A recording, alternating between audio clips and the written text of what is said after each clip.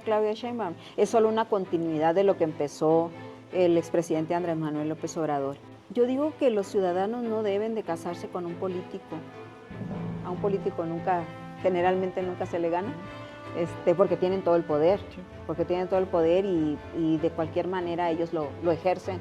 Y no se pueden sustraer a ejercerlo, entonces lo ejercen. El Partido Verde siempre ha sido comparsa del PRI, fue comparsa del PAN y hoy es comparsa de Morena. Ellos nunca han perdido, siempre han estado ahí amafiados y con muchas acusaciones de corrupción que no han sido perseguidas. Y él nunca pudo superar el rencor que le guardaba a Calderón por haberle robado la elección del 2006. Sean bienvenidos a un nuevo episodio en Sintonía.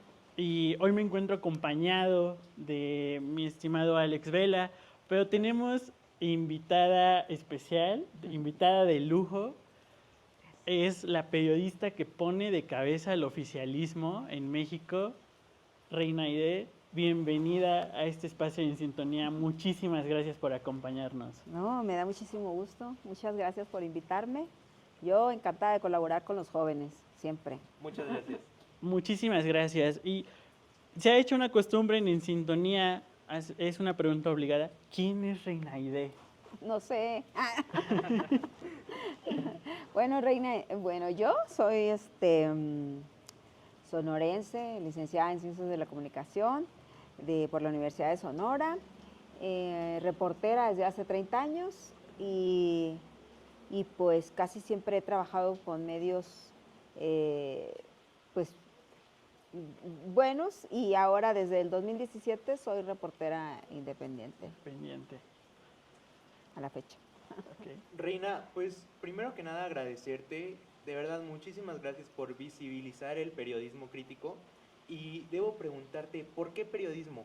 La comunicación tiene muchas ramas, entonces, ¿qué fue lo que te llevó al periodismo?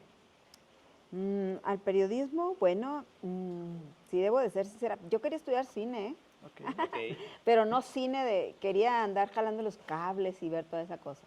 Entre otras cosas, cuando eres joven andas en que, a ver qué, ¿no? Quería ser abogada, quería ser maestra también, y al final ya me quedé entre abogada y el periodismo. Y entonces yo pues ya me quedé con Ciencias de la Comunicación, que es lo que había en Sonora, y incluso quise turismo también. Okay.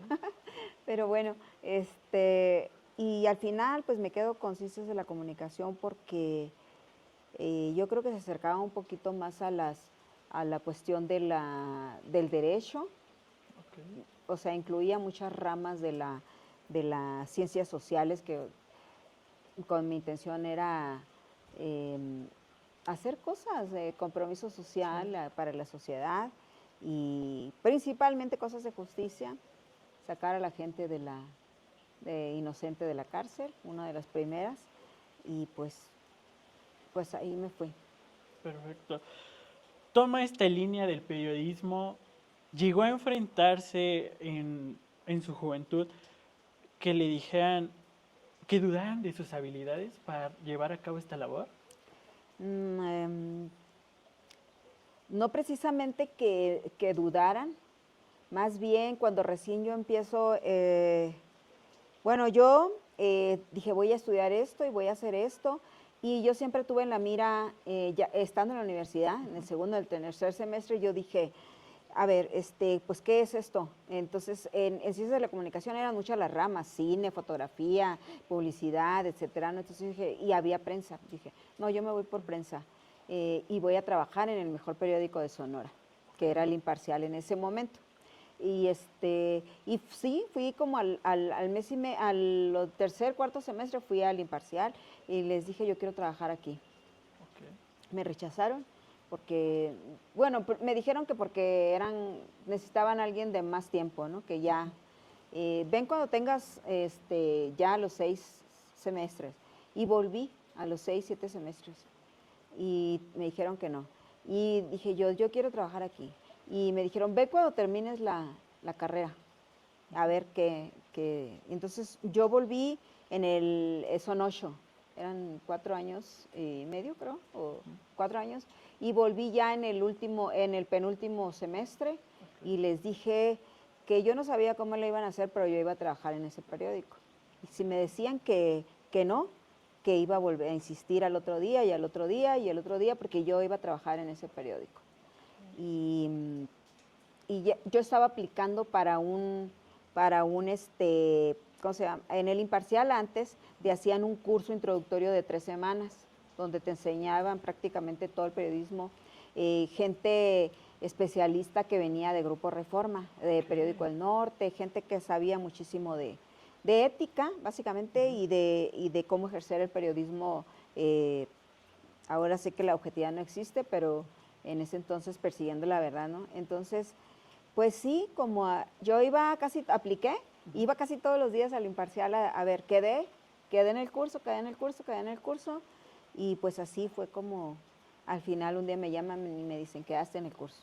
Entonces, pero en ese tiempo pues eran como 300 aspirantes y yo todavía no terminaba, o sea, era mi penúltimo semestre y escogieron a 14 reporteros, bueno, personas, y entre esas yo.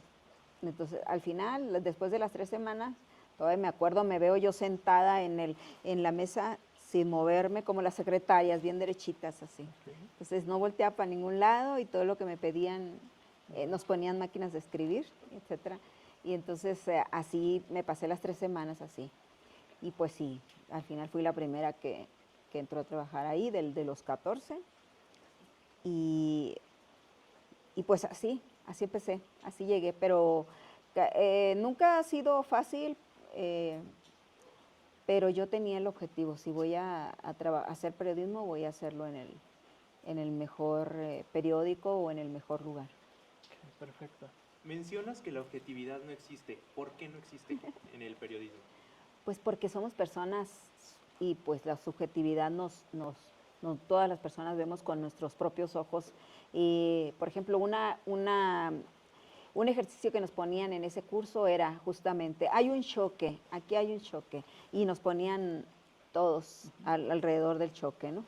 Y entonces cada uno decía lo que veía y cada uno decíamos cosas diferentes. Entonces tú podías estar viendo al herido, yo podía estar viendo al policía y tú podías estar viendo el carro todo chocado, ¿no? Entonces, ¿por qué decimos que la objetividad no existe? Porque tú vas a escribir desde lo que tú viste. Entonces, es lo que tú viste, no lo que vimos todos. Y una manera de lograr vencer un poco esto es que tú vayas y te muevas alrededor del choque y platiques con el herido, con el policía, con el otro, con los testigos, o sea, conseguir la mayor cantidad de versiones posible. Es un simple choque, pero en la medida que tú consigas la mayor cantidad de versiones de este hecho en particular, pues te vas a acercar un poquito más a la verdad y pues vas a poder darle a los lectores, radioescuchas o televidentes, lo que sea, una versión un poquito más allegada a la realidad. Nunca vamos a poder darla al 100%, ¿verdad? Y siempre va a ser desde nuestros propios ojos. Sí, claro. Y volviendo a este tema de la objetividad, ¿en algún momento creyó que esa objetividad estuvo comprometida? Em, es posible, sí. Hubo un momento, recuerdo un caso muy particular. Había un gobernador que me atacaba muchísimo y que eran tantos los golpes que me daba, no golpes físicos, bueno, también llegaron a la agresión física, pero era a diario cuestiones psicológicas, o sea, me tenían asolada con la policía, decían que yo tenía, por ejemplo, migrantes en mi casa, cateaban mi casa, un día cateaban mi casa, un día me hacían, o sea, me perseguían, me multaban estando bien estacionada, muchas cosas, que entonces eso ¿por qué, no? Entonces llega un momento que yo tengo que escribir algo de los uniformes escolares en tiempos de Padres, y pues yo dije, escribí, y cuando lo voy leyendo, dije yo, ¿qué? Esto está escrito con el hígado. Entonces, casi desgraciado, y el desgraciado del gobernador, por ejemplo, ¿no? No, bueno, no era tan así porque era para Reforma, pero sí yo veía. Entonces, lo que yo hice en ese momento, me tardé porque era una investigación, me tardé meses en pulir, y aparte le pedía a amigos, colegas, reporteros, incluso editores del periódico, por favor, revísame esta nota y quítale todo el hígado que encuentres.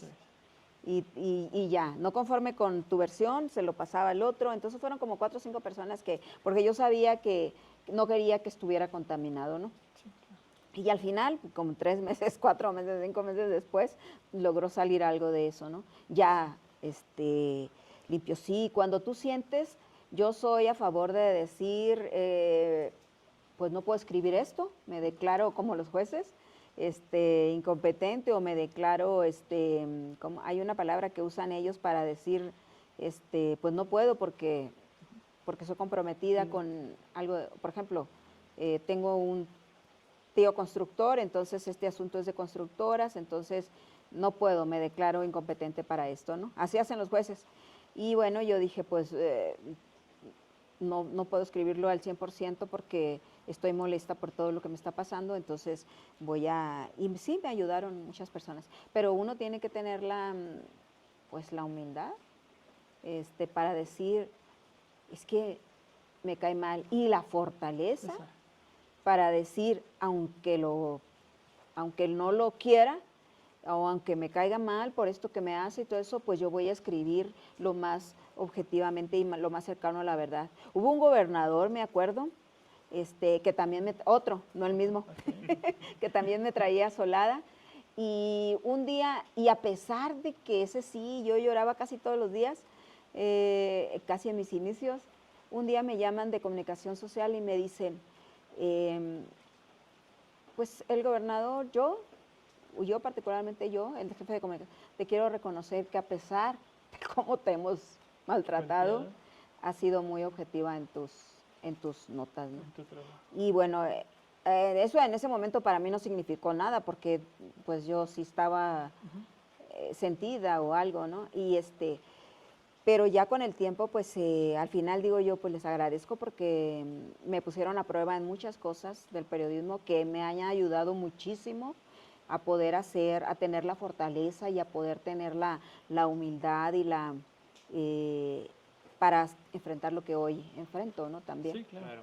Sí. Me llama mucho la atención que mencionas la humildad.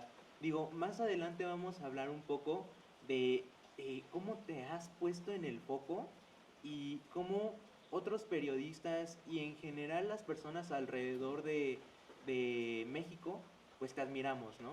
¿Cómo conectas tú con esa humildad? ¿Cómo la defines? ¿Y qué nos puedes decir acerca de ese concepto? Bueno, es que es el ego. Yo mencionaba ayer, antier, que el ego, todos los periodistas, el gremio de periodístico o reporterí, como le quieran llamar, hay una cosa, el ego está súper inflado. ¿Por qué? Porque una de las tácticas de los gobernantes es decirte, amigo, saludarte y me caes muy bien y te quiero y que lo que necesites sin ningún compromiso. Entonces ellos el gobernador, hola Pedro, ¿cómo estás?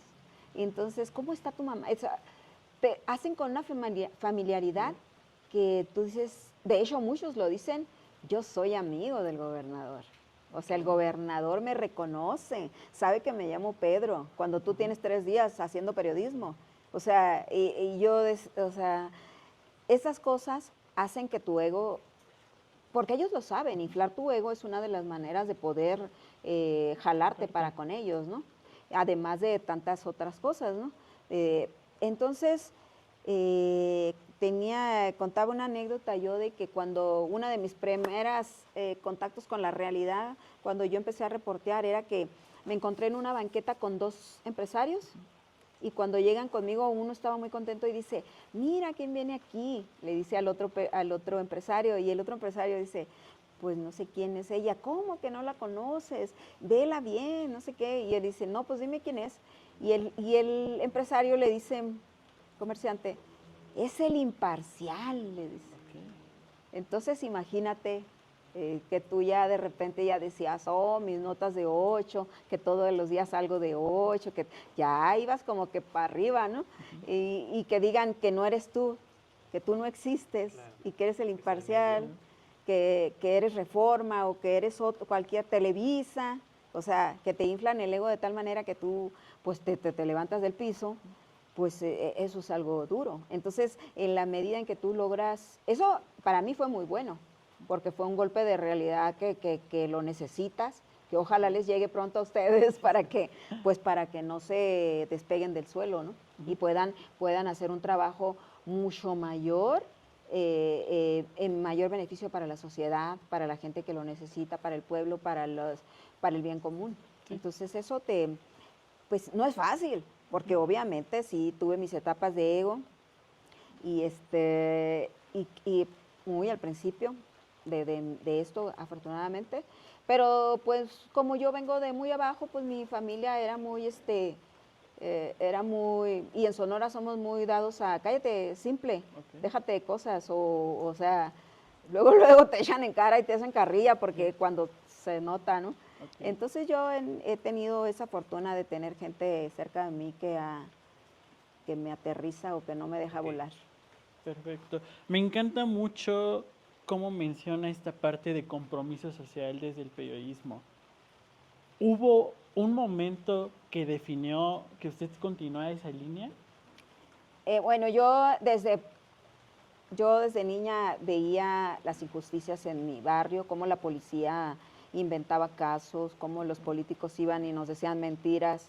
Voy a inaugurar esta calle pavimentada y resulta que no pavimentaban más que una cuadra o cosas así, ¿no?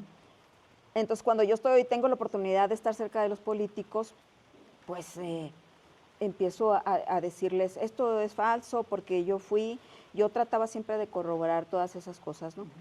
Y cuando yo empiezo a ser reportera, pues yo como veía que casi todo mi barrio estaba en la cárcel, yo decía, porque era un barrio pobre, es un barrio pobre, de alto riesgo le dicen, no entraba ni el de las pizzas, ahora ya entra, pero con mucho cuidado. Sí.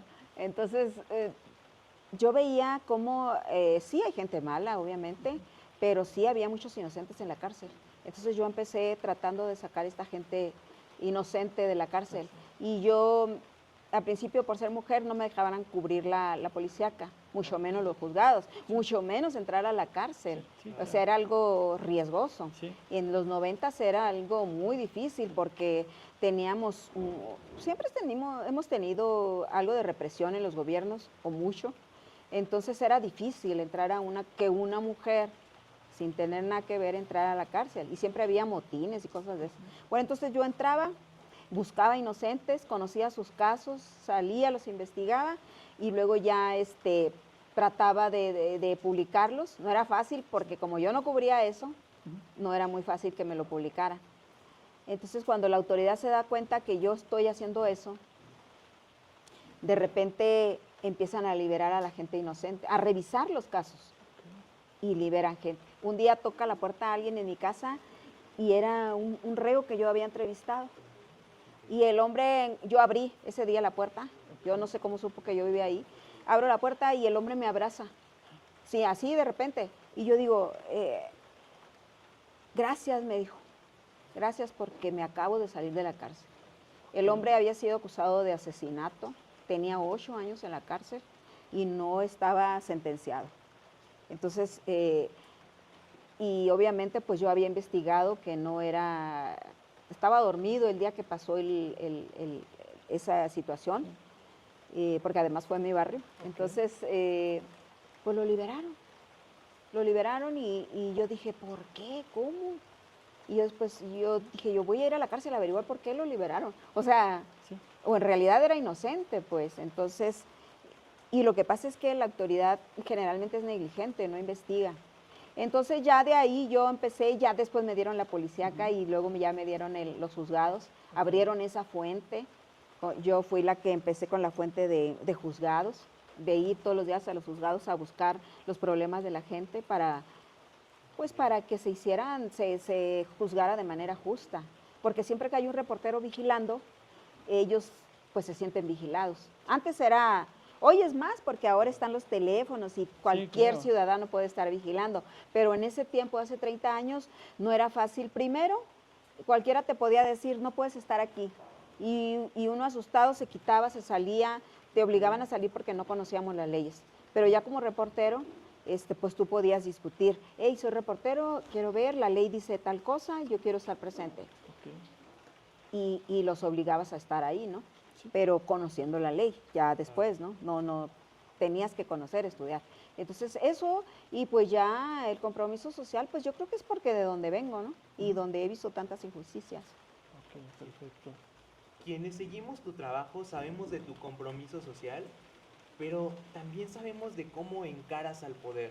Y por lo que nos platicas, desde siempre esa ha sido una característica del tipo de periodismo que ejerces. Sí. Esto te ha llevado a que personas afines a esos poderes te identifiquen como una periodista incómoda, ¿no? Un estigma, Sí. yo creo que pesado. ¿Cómo has lidiado con ese estigma? Bueno, eso se vive en soledad, porque primero los reporteros alrededor no se te quieren acercar. Ok.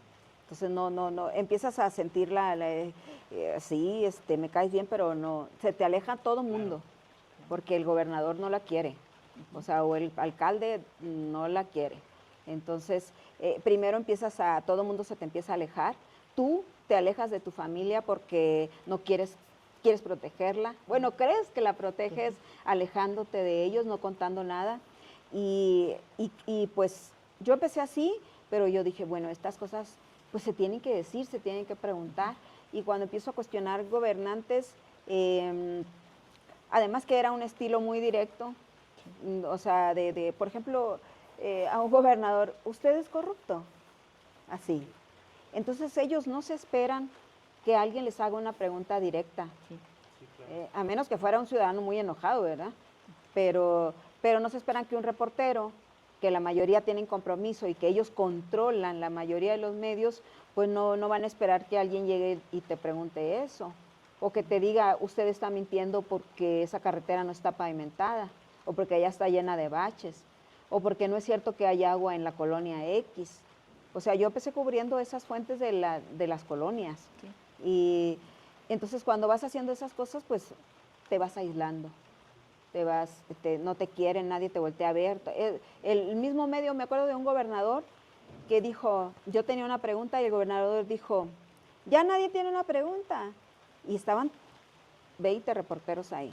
Y yo dije, yo gobernador, y él hizo como que no me vio. Dijo, reporteros, nadie tiene una pregunta. Y todos los reporteros dijeron, no, nadie, vámonos. Ok. Y entonces, imagínate, entonces todas esas cosas pues me han forjado, o sea, las vas viviendo y te van forjando cierto cuero grueso y, y hasta la fecha pues me ha ayudado a lidiar con todas esas cosas. Entonces, como cuando en los gobiernos del PRI me dicen, es que tú eres del PAN, en los gobiernos del PAN es que tú eres del PRI. Y no es como que me lo dicen así, oye, es que yo creo que tú eres del PAN, o que yo creo que tú eres del PRI. No, en eventos, esa es del PRI, esa es, o sea, antes, ¿no? Ahora te lo dicen en las redes, pero hace 30 años era en un evento gritarte cosas que, así, ¿no? Y era difícil, pero al final pues te van curtiendo como, pues, o sea, hasta llegar bueno, a donde estoy ahora, que eso me ayudó de alguna manera a que hoy pues no tome en cuenta muchas cosas porque además son los mismos, o los mismos insultos o las mismas difamaciones, y el del PRI lo sabe, el del PRI él sabe que yo no soy del PRI, y el del PAN sabe que yo no soy del PAN, obviamente no lo dicen, ¿no?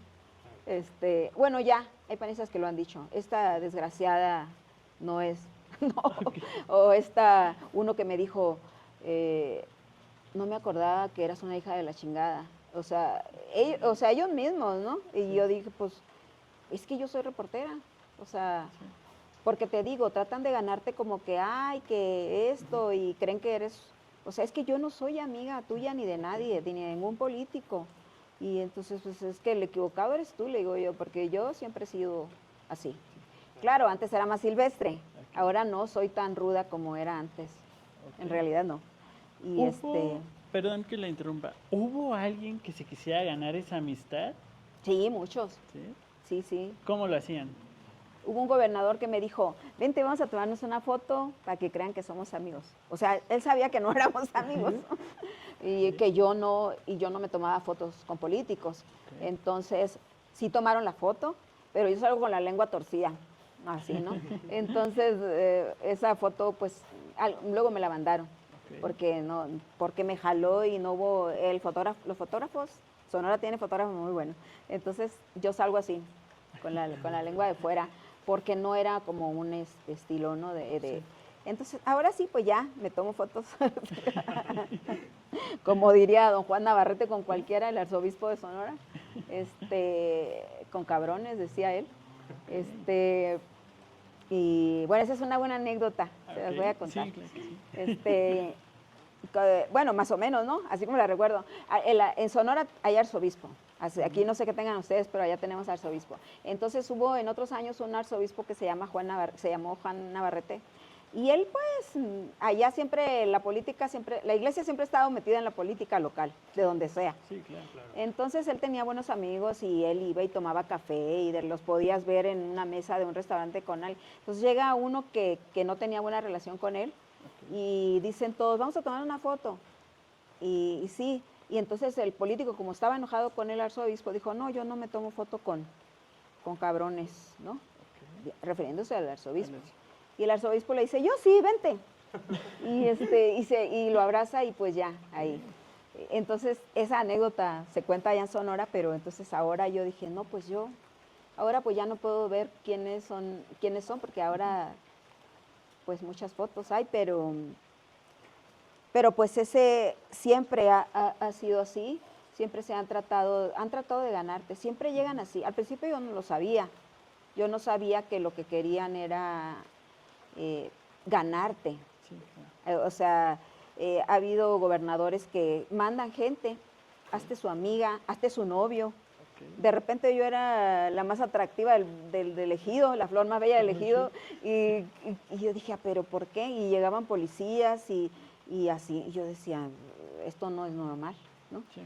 Entonces, un día, con los años, a los años, 20 años después, uno de esas personas logró hacerse mi amigo Ok. y pero bueno, no en el momento que fue, éramos Claro. conocidos y todo, ¿no? Pero yo nunca, al contrario, de hecho digo, ¿para qué quieres ser mi amigo? Le digo yo, si te voy a perjudicar más porque el día que salga algo tuyo, yo no me voy a tocar, o sea, si haces un acto de corrupción, yo no me voy a tocar el corazón para exhibirte. Y 20 años después me confiesa, ¿sabías que a mí me mandaron Cierto. para enamorarte? Me dice. Ok. O sea, era una encomienda que yo tenía para sacarte cosas, para conocer, para ver por dónde te íbamos a llegar. Ok. Y yo dije, mira qué bueno que no fuimos en ese tiempo amigos ni nada parecido, ¿no? Entonces, y no, en realidad yo, a raíz de tanta cosa, porque de repente tú ya no sabes quién se te acerca, pues bueno, sí o era muy ingenua, pero pues tonta no era. Entonces sí me daba cuenta que esas cosas no eran como normales. Y yo decía, bueno, pues no sé, entonces me volví más encerrada, casi monja, ¿eh? Ok. Porque de repente si salías en una mesa y había 3 botellas y me perseguían, y entonces alguien tomaba la foto y decían, está de borracha. Ok. O sea, yo no tomo. Ujú. O sea, la gente que no sabe que esas botellas no eran mías, ¿no? Pero la demás gente no sabe. Sí, claro. Entonces, es una borracha. Y así, yo no sé cómo se enteran, bueno, sí sé que se enteran de tu vida y obra. Cuando ya te vuelves muy incómoda, ellos saben absolutamente todo de ti.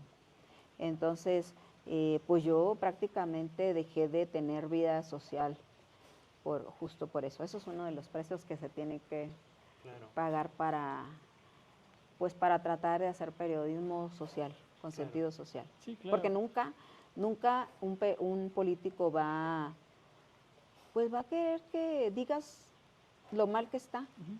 o cualquier detalle. A veces hay unos que no toleran la más mínima crítica, Sí, claro. o sea, ni la más mínima crítica.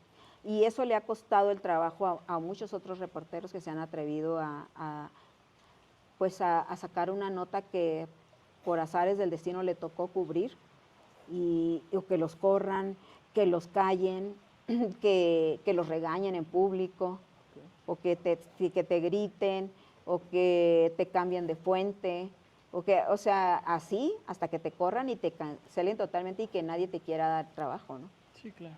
Entonces va subiendo la represión hasta que pues sí te afecta, obviamente, Sí, ¿no? claro. Hay una afectación. Ah, ahí. sí, hay una afectación y pero pues gracias a Dios yo creo en, en Dios y pues siempre he estado a la buena de Él. Claro. Perfecto.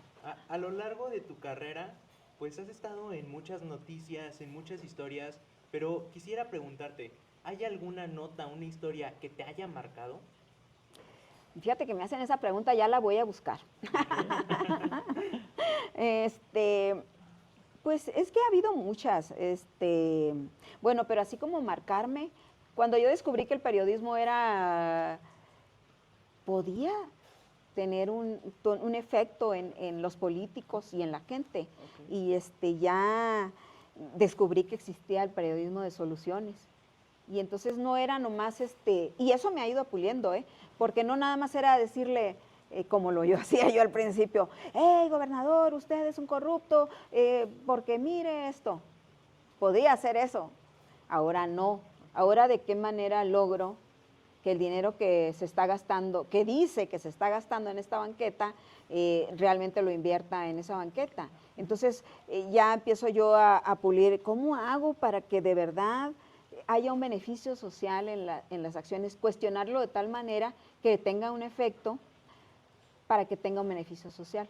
Entonces esa tarea está medio difícil porque tienes que primero leer mucho, trabajar mucho, investigar mucho para que estés bien conocedor del tema que vas a cuestionar y no haya salidas del político. O sea, no siempre vas a ganar. Bueno, a un político generalmente nunca se le gana, porque tienen todo el poder, Sí. porque tienen todo el poder y de cualquier manera ellos lo ejercen.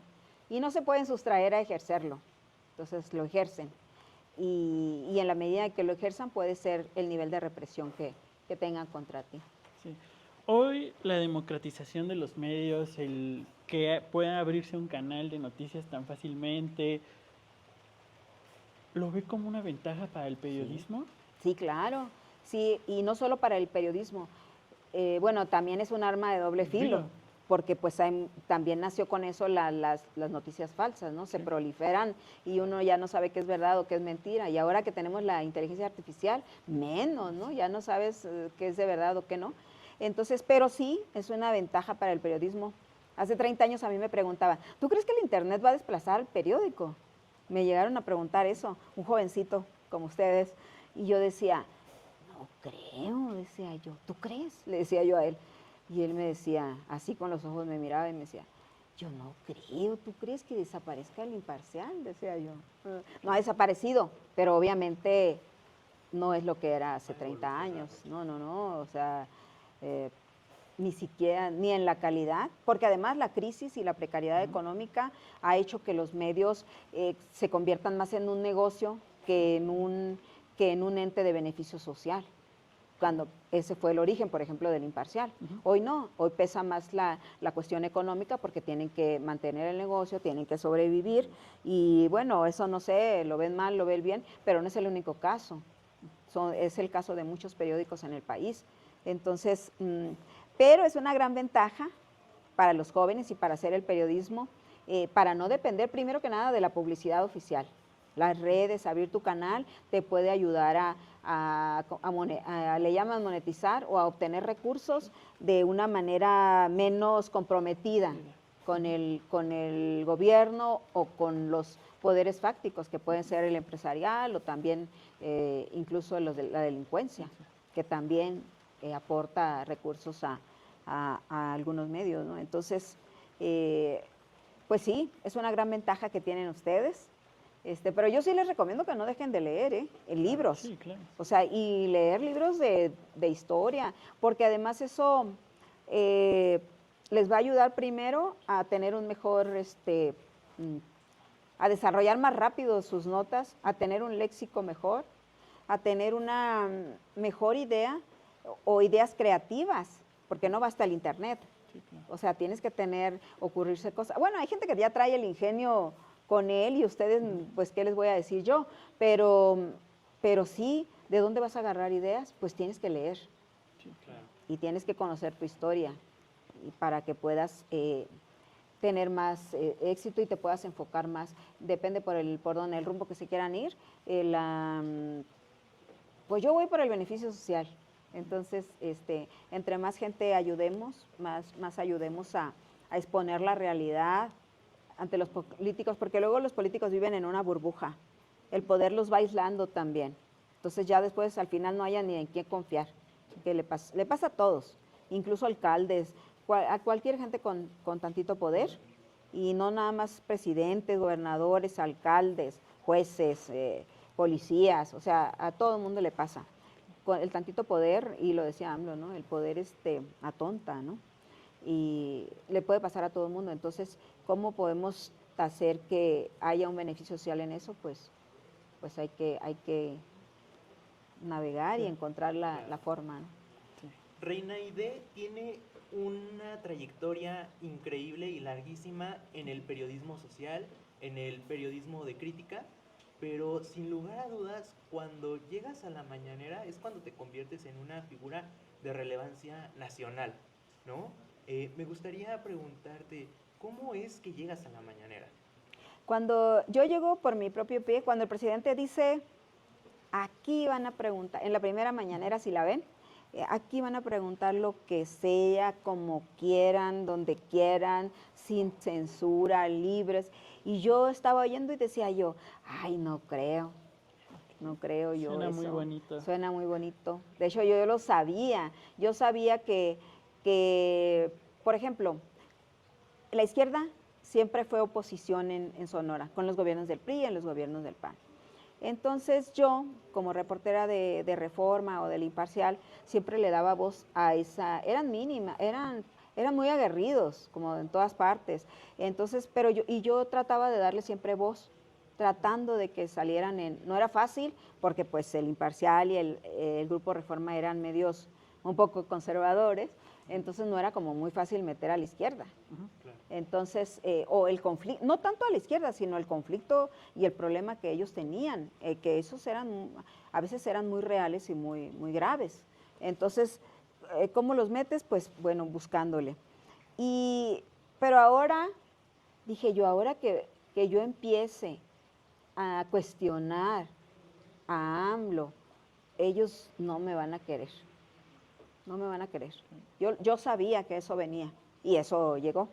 Y entonces en Sonora, por ejemplo, todavía en una de mis participaciones, mis primeras participaciones, ellos me dieron un reconocimiento porque logré, bueno, según ellos yo lo logré, yo digo que lo lograron ellos, no yo, porque para que tú puedas llevar algo ahí, primero tiene que haber un ciudadano que tenga un problema fuerte y que tenga la entereza y la valentía de decirlo, de no tener miedo de decirlo.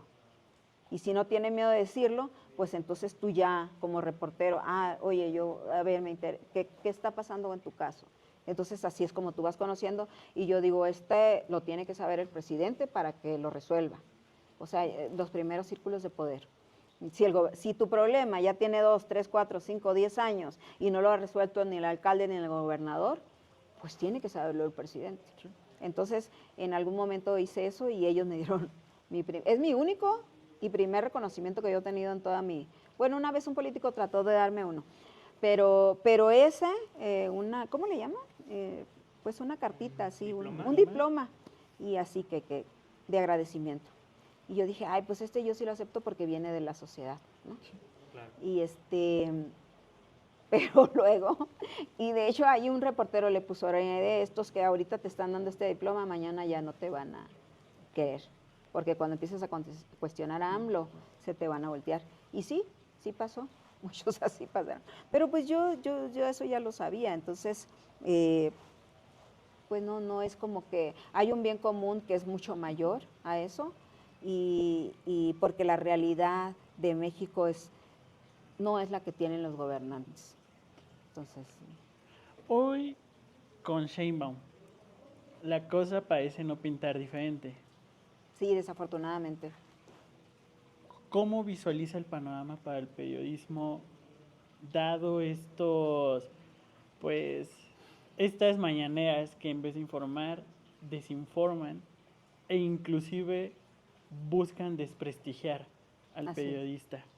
Sí, bueno, eso lo empezó, lo que está haciendo la presidenta Claudia Sheinbaum es solo una continuidad de lo que empezó el expresidente Andrés Manuel López Obrador. Él empezó, bueno, a dividir a la sociedad. En México empezó Calderón, con aquella, no sé, ustedes están muy jóvenes, pero él empezó aquella campaña de AMLO es un peligro para México, y logró dividir a la sociedad en el 2006.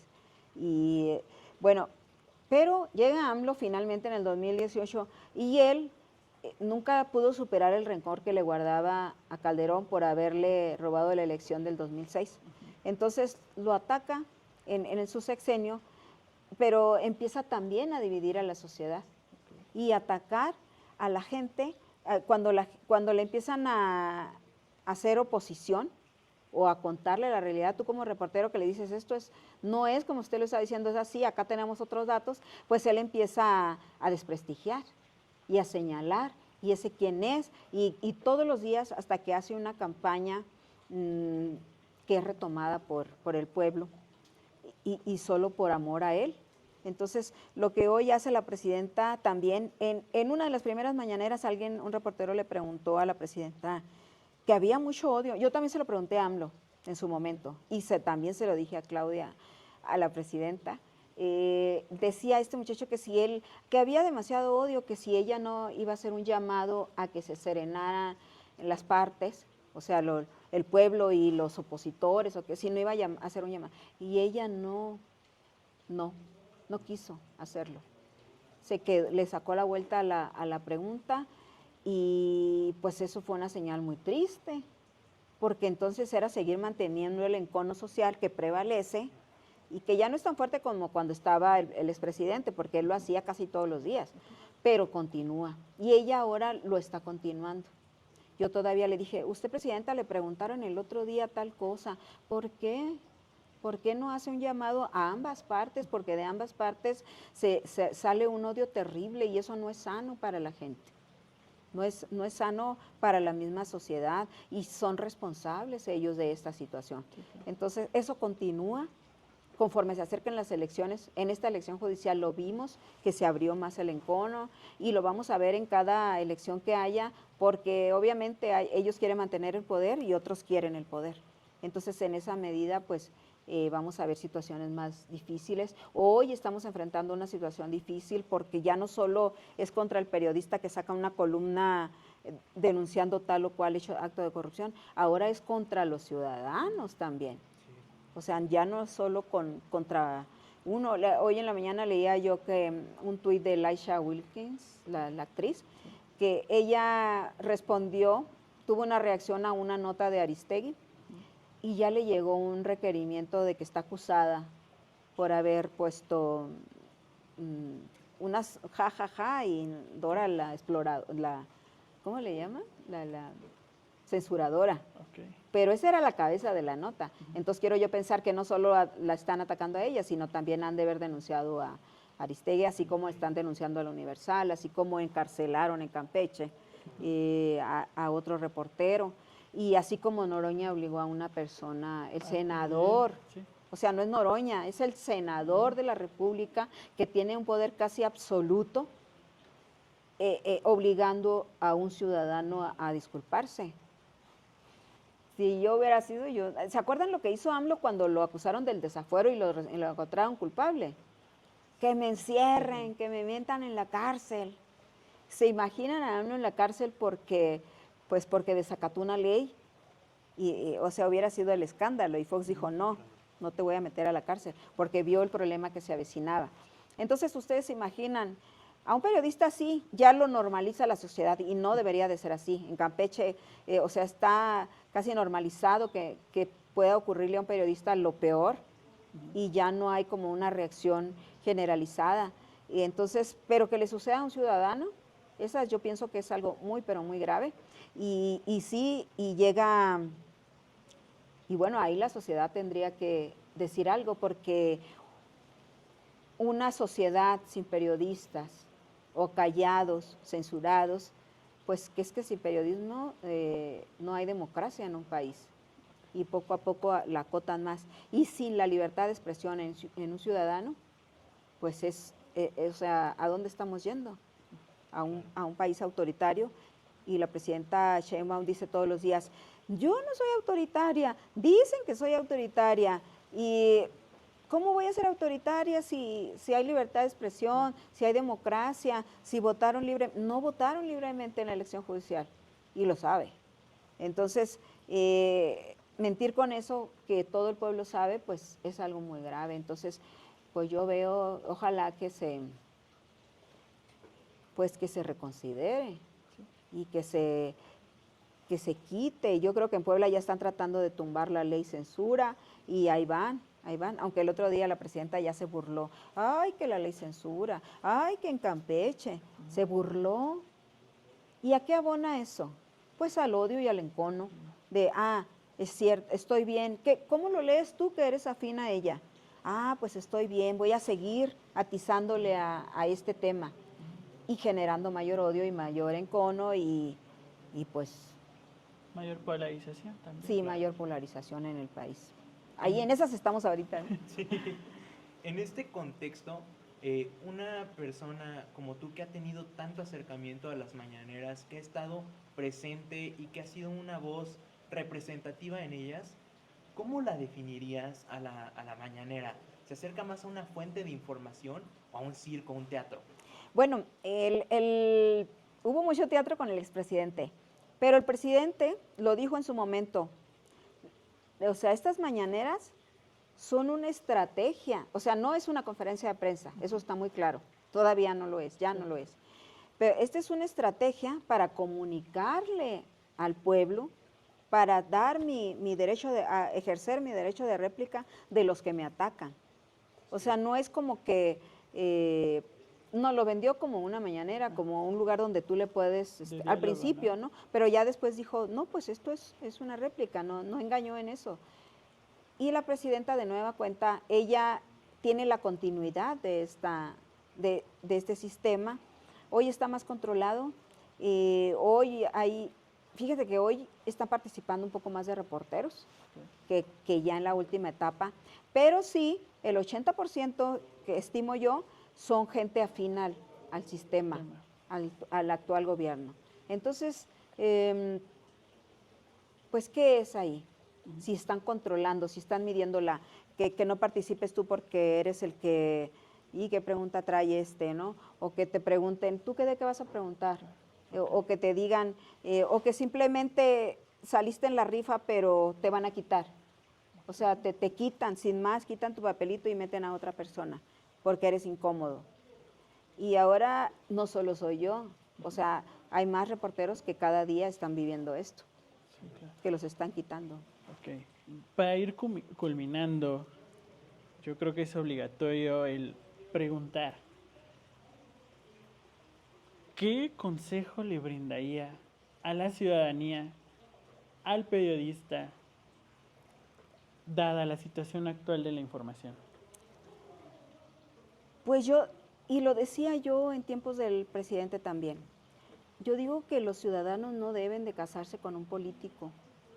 O sea, al presidente AMLO ya lo adoran y todo, pero yo digo, no se casen, gente, no se casen con un político, porque el político está viendo por sus intereses y los de su grupo.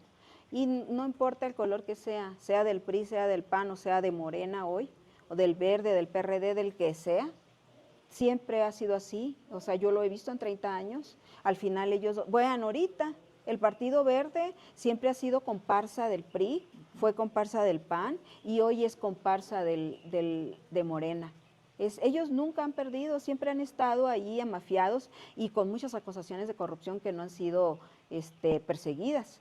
Entonces, ellos, al final de cuentas, ellos se ponen de acuerdo y el político saca su chamba para su grupo o para su...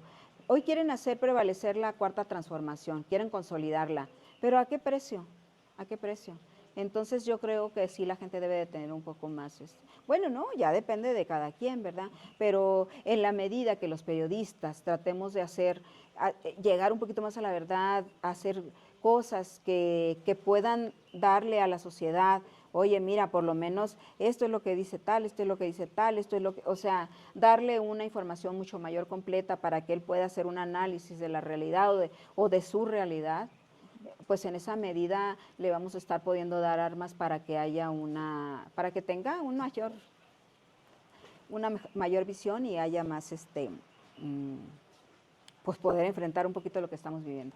Bueno, Reina, yo te agradezco muchísimo el que nos hayas podido compartir tu experiencia, tus anécdotas y desde una perspectiva joven. Y te deseamos el mejor de los éxitos en este y los futuros proyectos. Muchísimas gracias. Muchas gracias por estar aquí con nosotros y pues nada más pedirte que sigas dándonos cátedra de cómo se hace el periodismo. Ahí desde ese espacio que es La Mañanera y desde cualquier otro espacio y en verdad agradecerte por darnos esta entrevista. Muchas gracias a ustedes. Muchísimas gracias.